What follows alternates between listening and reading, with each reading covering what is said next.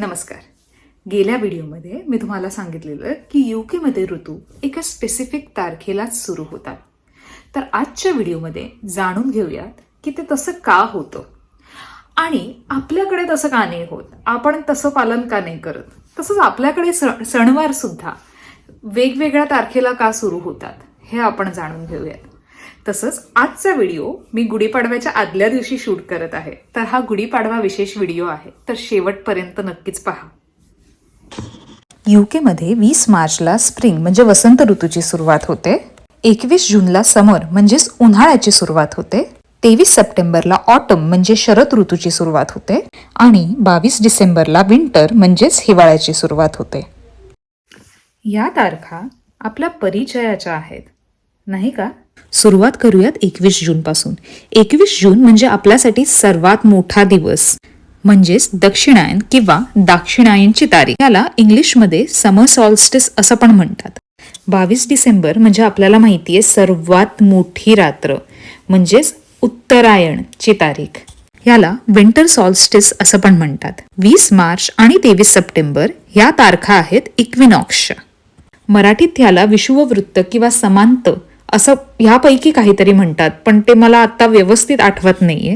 पण इक्विनॉक्स याचा साधा सरळ अर्थ असा होतो की ज्या दिवशी दिवस आणि रात्र यांची कालावधी समान असते. आता ह्या तारखा त्यांच्यासाठी आणि आपल्यासाठी समान आहेत. आपण काही दुसऱ्या ग्रहावर राहत नाही, आपण पृथ्वीवरच राहतो, तर ह्या तारखा आपल्या सर्वांसाठी समान आहेत. पण या तारखांमध्ये त्यांच्यासाठी नवीन ऋतूंची सुरुवात होते व आपल्यासाठी नाही होत. असं का?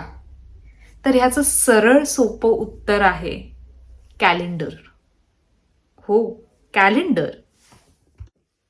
खरं तर कॅलेंडर्स हा विषय खूप किचकट आहे, पण मी अतिशय सोप्या भाषेत सांगण्याचा प्रयत्न करतेय. आता हे जे कॅलेंडर्स असतात ना, दोज कन्सिडर ॲस्ट्रॉनॉमिकल इव्हेंट्स, म्हणजेच जसं पृथ्वीचं सूर्याभोवती फिरणं किंवा चंद्राचं पृथ्वीभोवती फिरणं, ह्या साऱ्या खगोलशास्त्रीय घटना कन्सिडर केल्या जातात जेव्हा एका कॅलेंडरची रचना होते तेव्हा. आणि डिपेंडिंग अपॉन कुठल्या घटनांना कन्सिडर केलं जातं त्यानुसार त्या कॅलेंडर्सना आपण क्लासिफाय किंवा डिवाइड करू शकतो. For example solar calendar. आता जिथे सोलार हा संदर्भ येतो तिथे सूर्याचा संबंध येतो. म्हणजेच ह्या कॅलेंडरमध्ये जी पृथ्वी सूर्याभोवती फिरते त्या मुवमेंटला कन्सिडर केलं जातं. ह्या कॅलेंडर्समध्ये चंद्राच्या मुवमेंटला अजिबात कन्सिडर केलं जात नाही. ह्याचं उत्तम उदाहरण म्हणजे ग्रेगोरियन कॅलेंडर, जे कॅलेंडर यूके मधली लोक फॉलो करतात. हो, ग्रेगोरियन कॅलेंडर, जे कॅलेंडर यूके मधली लोक फॉलो करतात, ते एक सोलार कॅलेंडर आहे. त्याच्या तारखा आपण काही वेळापूर्वी पाहिल्यात ना, सर्वात मोठा दिवस, सर्वात मोठी रात्र आणि समान दिवस आणि रात्र यांची कालावधी समान. हे सारं काही पृथ्वी जे सूर्याभोवती फिरते त्यावर आधारित आहे. यात चंद्राच्या मुवमेंटचा अजिबात संबंध येत नाही. ज्या तारखा आहेत त्यांच्या त्या ग्रेगोरियन कॅलेंडर जे ते फॉलो करतात, ज्याच्यामध्ये चंद्राचा काही संबंध येत नाही, त्या तारखा त्यात फिक्स्ड आहेत.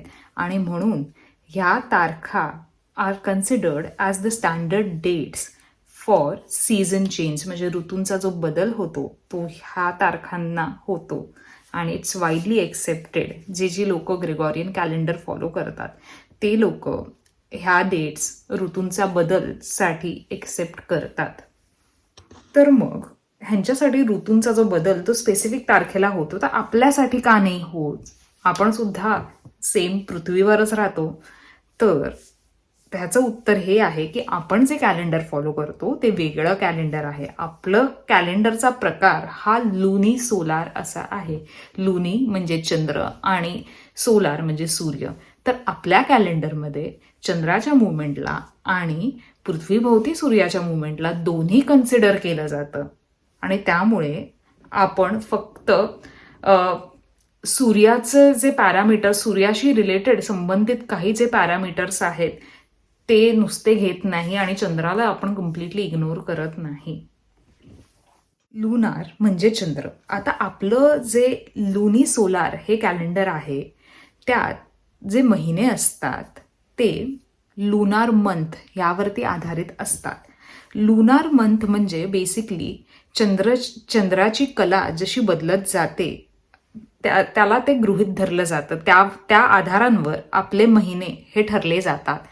आपल्याला माहिती आहे कृष्ण पक्ष असतो, शुक्ल पक्ष असतो. तर जसं कृष्ण पक्ष जे पौर्णिमेला सुरू होतं आणि मग चंद्रकला कमी कमी होत जाते आणि मग अमावस्येला आपल्याला चंद्र दिसत नाही, तसंच शुक्ल पक्ष अमावस्यापासून सुरू होतं आणि पौर्णिमेपर्यंत म्हणजे त्यात चंद्र कलेकलेने वाढत जातो. तर अशा चंद्रकलांवरती आपला महिना आधारित असतो.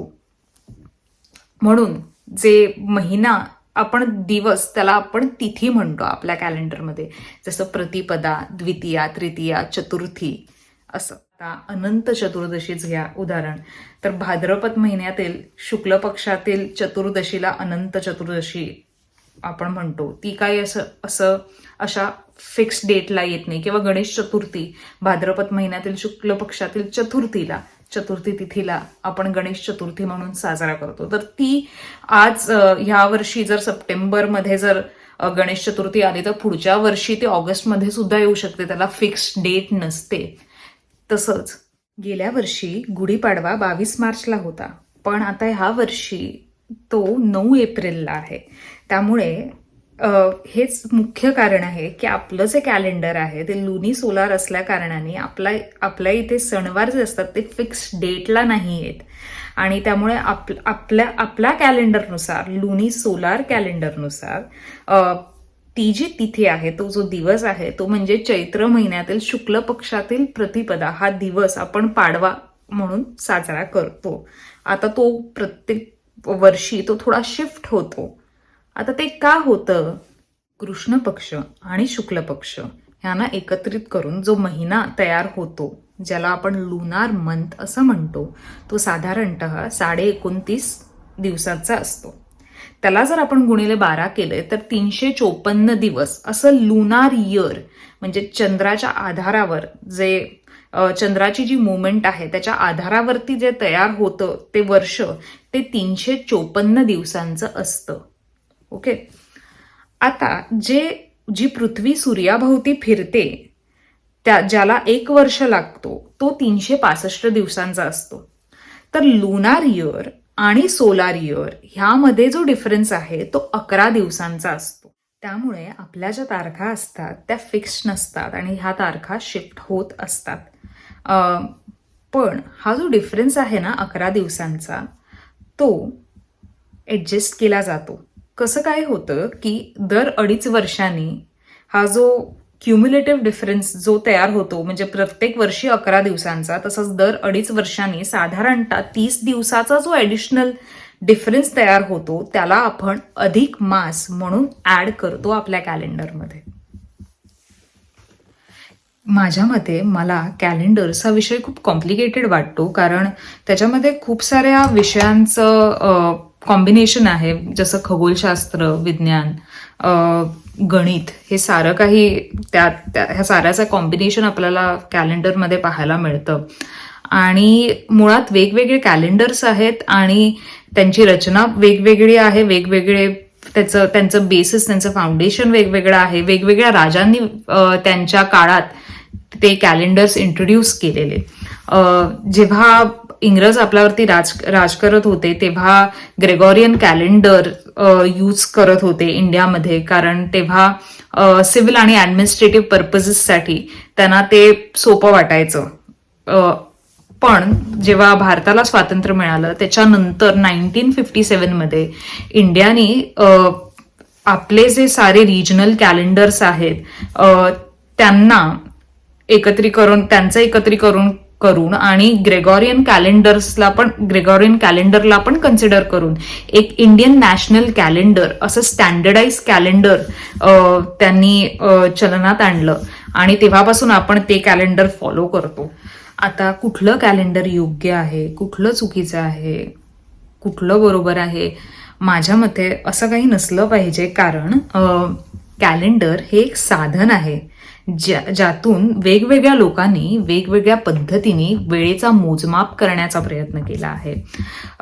जसं आधीच्या काळात म्हणजे आपल्या ह्याच्यात जसे युग आपण म्हणायचो, त्रेतायुग, द्वापर युग, कलियुग, हे जसं वेळेचं मोजमाप करण्याचं साधन होतं आहे, तसंच कॅलेंडर सुद्धा त्यातलाच प्रकार आहे, घड्याळ सुद्धा त्यातलाच प्रकार आहे. त्यामुळे त्यात काही बरोबर किंवा चुकीचं असं काही नाहीये. त्यात फक्त वेगवेगळ्या पद्धती आहेत वेळेचं मोजमाप करण्याचे.